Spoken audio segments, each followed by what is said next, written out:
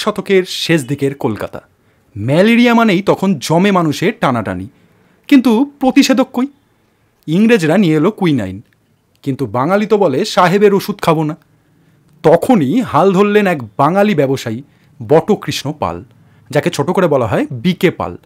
নামটা নিশ্চয়ই শোনা, অন্তত যারা উত্তর কলকাতার বাসিন্দা তাদের কাছে তো চেনা অবশ্যই। শোভাবাজার মেট্রো থেকে নেমে গঙ্গার দিকে সোজা হাঁটা পথে পড়ে বিকে পাল অ্যাভিনিউ, যা এনার নামেই।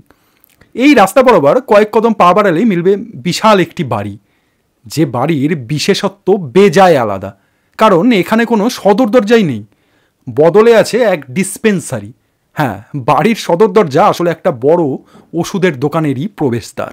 ওপরে লেখা বটকৃষ্ণ পাল কেমিস্ট অ্যান্ড ড্রাগিস্ট। 150 বছর আগে তৈরি প্রথম বাঙালির এলোপ্যাথিক ওষুধ বিক্রেতা এই বিকে পাল। 1835 সালে জন্ম শিবপুরে। ছোটবেলায় এই বিকে পাল বাবা মাকে দুজনকেই হারান, মামার দোকানে কাজ করতে শুরু করেন। সেই দোকানে বিক্রি হতো নানা অ্যালোপ্যাথিক ওষুধ, আর সেখান থেকেই এই বটকৃষ্ণের ওষুধের প্রতি প্রেম।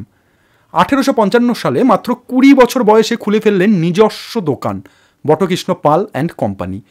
এই দোকানই ছিল কলকাতার প্রথম বাঙালি অ্যালোপ্যাথি ওষুধের দোকান। খাস ব্রিটিশরাও ওষুধ নিতে আসতেন এই বাঙালির কাছ থেকেই। তবে বটকৃষ্ণের জীবনে এক অদ্ভুত ঘটনা কিন্তু বদলে দেয় সব কিছু। তখন সালটা 1887। এক ব্রিটিশ ইঞ্জিনিয়ার এডওয়ার্ড স্ট্যানলি প্রায়ই আসতেন তার দোকানে, এবং আশ্চর্যের ব্যাপার, এই এডওয়ার্ড সাহেবও ওষুধের ব্যাপারে খুঁটিনাটি খবর রাখতেন। সেই সূত্রেই বটকৃষ্ণের দোকানে আনাগোনা শুরু হয় এডওয়ার্ড সাহেবের। একদিন ভুল করে দোকানে ফেলে যান টাকার থলি, যার দাম আজকের দিনে নাকি কোটি টাকারও বেশি। কিন্তু বটকৃষ্ণ 1 টাকাও না ছুঁয়ে সেই থলি ফিরিয়ে দেন। এই সততায় মুগ্ধ হয়ে এডওয়ার্ড তাকে দেন একটি ওষুধের ফর্মুলা, আর সেই ফর্মুলা থেকেই তৈরি হয় এক জাদু টনিক, এডওয়ার্ড টনিক। মূল উপাদান কিন্তু সেই কুইনাইনই, কিন্তু বটকৃষ্ণের নিজস্ব মিশ্রণে এটা হয়ে ওঠে সর্পজ্বরের মহৌষধ। রাতারাতি বিখ্যাত হয়ে যান বিকে পাল, আর তার তৈরি টনিক মহৌষধ হিসেবে প্রবেশ করে কলকাতার প্রতিটি ঘরে ঘরে।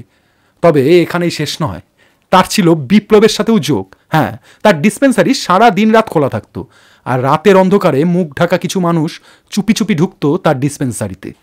তাদের হাতে এই বটকৃষ্ণ তুলে দিতেন ওষুধ, যার বোতলে থাকতো নাইট্রিক অ্যাসিড, পটাশ, অর্থাৎ বোমা বানানোর রাসায়নিক উপাদান।